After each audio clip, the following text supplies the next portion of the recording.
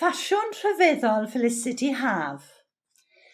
Cynllunydd yn Llundain gyda needlen thread yw Felicity Haf, cwmni ffasiwn sy'n arbenigo ar greu dillad hardd i fenwod a ffrogiau parti ferched.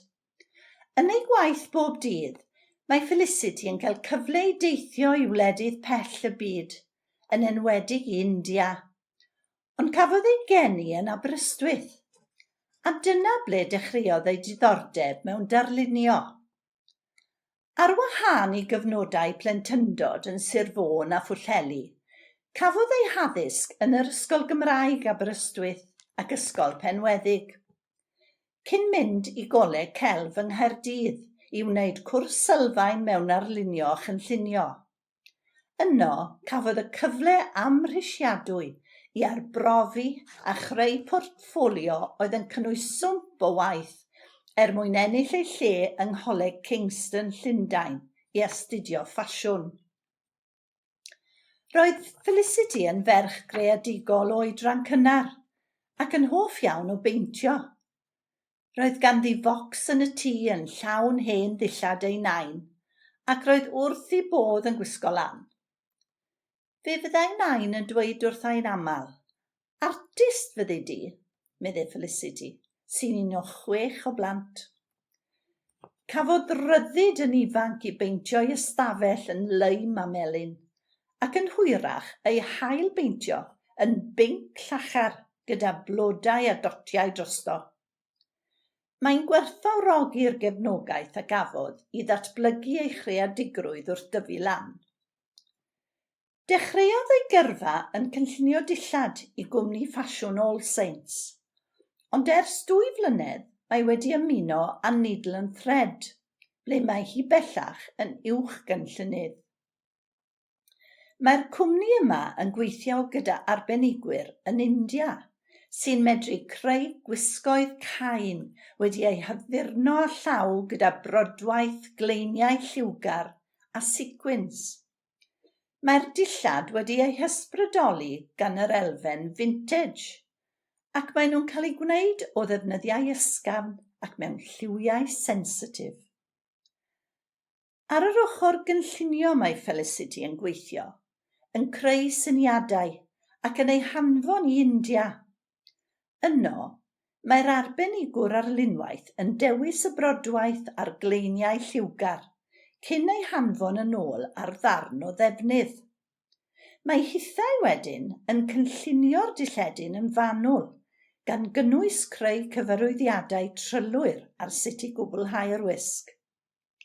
Mae'r gwaith yma'n cael ei wneud yn ddigidol.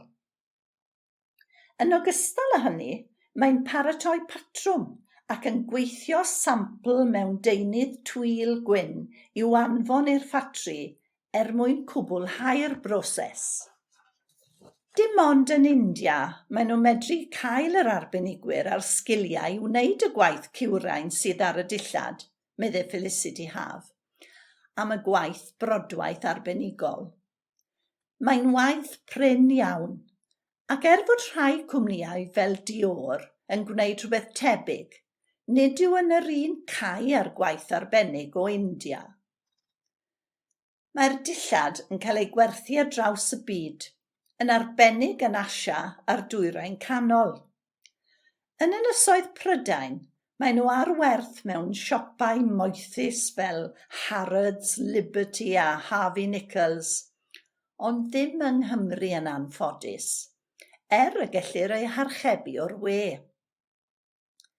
Maen nhw'n gwneud ffrogiau i bobl enwog, ac fe welwyd Catherine Diges Caergrawnt yn gwisgo ffrog goch wedi ei haddurno'n gywrain o waith Felicity ar glawr y cylchgrawn helo yn ddiweddar. Ond mae ei magwraeth Gymreig yn golygu ei bod yn llwyddo i gadw ei thraed ar y ddaear, y profiadau hyn.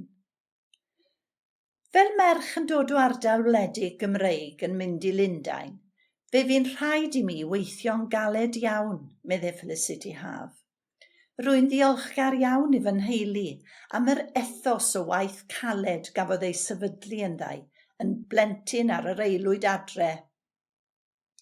Rwy'n cofio gweithio yn Caffi Morgan Aberystwyth yn fy arddegau cynnar, mwyn ennill arian i brynu par o jeans yr o'n i wedi ffansio yn siop Franks. Fe fues i'n talu bob mis i'r siop nes cyrraedd pris y jeans. Erbyn hyn, drwy ei hymroddiad llwyr, mae wedi medru fforddio cartre'n Llundain ac yn byw bywyd cyfforddus. Ond fe fyddai'n hoffi rhyw ddiwrnod dod nôl i Gymru a chanolbwyntio ar ddylunio llyfrau plant efallai. Mae eisoes wedi cyhoeddi llyfr i blant o'r enw Begw Haf i wasg lolfa, wedi ei hadrodd a'i dylunio'n hyfryd gan y cynllunydd ffasiwn. Mae hefyd wedi cael blas o hyfforddi pobl ifanc yng Ngholeg Ceredigion, ac yn credu y gallai hynny fod yn alwedigaeth arall i'r dyfodol. Ble bynnag fydd y gwynt yn ei chwythu, bydd yn siŵr o gadw cysylltiad â'i ffrindiau yn India ac ar draws y byd, a chynnal y berthynas agos sydd wedi datblygu rhyngddynt. Mae'r Eryg James sydd wedi darllen yr erthygl, a hi hefyd a fi'n cyfweld Felicity ag ysgrifennu'r erthygl. Rwy'n aelod o Gangen Aberystwyth, Rhanbarth Ceredigion.